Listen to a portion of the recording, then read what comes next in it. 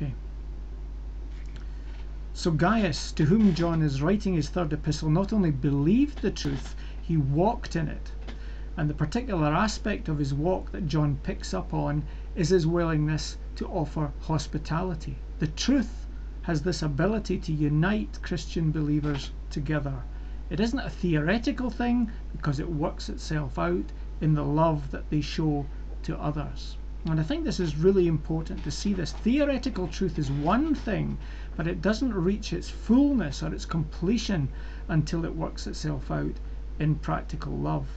Love is one of John's favourite words. It recurs over and over again in his gospel, but it's in the first epistle in particular that he really focuses on what kind of love this is and how it's related to the truth. And the sign that it is real is the way it expresses itself in the relationships that we have with our brothers and sisters. If we look first of all at 1 John chapter 2 verse 3. 1 John chapter 2 verse 3. We know that we have come to know him if we obey his commands. The man who says, I know him, but does not do what he commands is a liar, and the truth is not in him. But if anyone obeys his word, God's love is truly made complete in him. This is how we know we are in him. Whoever claims to live in him must walk as Jesus did. So if we claim to know God, but we don't obey his commands, the truth is not in us. That's an extremely stark statement. John tends to see things very much in black and white. Bluntly stated, claims that are not supported by actions are worthless. But if we do obey, God's love is made complete in us. So in what sense is it made complete? The love of God's been poured out on us, but it isn't for our benefit only. It only fulfills its purpose when it's shared with those that we come in contact with. So in other words, we are to be like him. And then John goes on to speak about the supreme command. So what is this supreme command? 1 John chapter 3 verse 23. And this is his command, to believe in the name of his Son Jesus Christ, and to love one another as he commanded us. First of all then, to believe, and secondly, to love one another. See again this idea of truth and love combining. We believe the truth, and the consequences of walking in the truth are seen in the relationships, the loving relationships that we have with one another. So this love isn't an airy-fairy feeling then.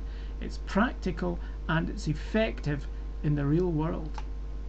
If we look at 1 John chapter 3 verse 16, this is how we know what love is.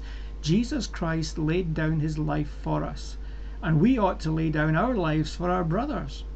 If anyone has material possessions and sees his brother in need but has no pity on him, how can the love of God be in him? Dear children, let us not love with words or tongue, but with actions and in truth. This then is how we know that we belong to the truth. So if we are to be like Christ, as the first passage we read suggested, we should lay down our lives for others as well. Well, maybe not literally as he did, but here we are talking about sacrificial meeting of material needs. So John says this has to be practical, or else it's just so much hot air. And the crunch that we can't escape from is in verse 19 there of 1 John 3. This is how we know that we belong to the truth. So that's the way we know that we belong, if we behave like that. And of course the corollary is that if we don't, then it casts doubt on our claims to belong to the truth. So what I'm trying to say is that in his first epistle, John has laid the groundwork for these ideas in relation to the truth that he develops in his third epistle, and he repeats the important things that Christians have to watch out for in his second epistle. For example, look at 2 John verse 5. And now, dear lady, I am not writing you a new command, but one we have had from the beginning. I ask that we love one another, and this is love, that we walk in obedience to his commands. See the echoes of the same ideas that we had in 1 John? I think it's interesting the way he expresses it there in 2 John verse 6. Real love is obeying God's commands. And what's the command? The command is that we walk in love. And then in the third epistle we have the case study of Gaius, walking in the truth and demonstrating this by showing practical help to visiting believers, offering them hospitality and sending them on their way in a manner that's worthy of the Lord. And I really do think that there is no finer sign of the reality of God's work of His Spirit in our lives than to see this love between Christians. Offering hospitality is one aspect, but just to see the care and the genuine concern for the meeting of needs of others is incredibly encouraging. The Christian message isn't just a theology that we have to understand and a whole list of truths that we have to give some kind of mental assent to. It involves walking in the truth and being like Jesus on a daily basis and bringing God's love to completion in our relations with our brothers and sisters. And it happens. God is alive and working in His church. And that's the way it's meant to be. But the problem is that although it happens, it doesn't happen automatically. And John moves on in verse 9 to consider case study number 2, verse 9 of 3 John. And this is Diotrephes. And he is a very different character from Gaius. Isn't it tragic? Isn't it depressing to read something like what we have in verses 9 and 10? I wrote to the church, but Diotrephes, who loves to be first, will have nothing to do with us. So, if I come, I will call attention to what he is doing, gossiping maliciously about us. Not satisfied with that, he refuses to welcome the brothers. He also stops those who want to do so and puts them out of the church.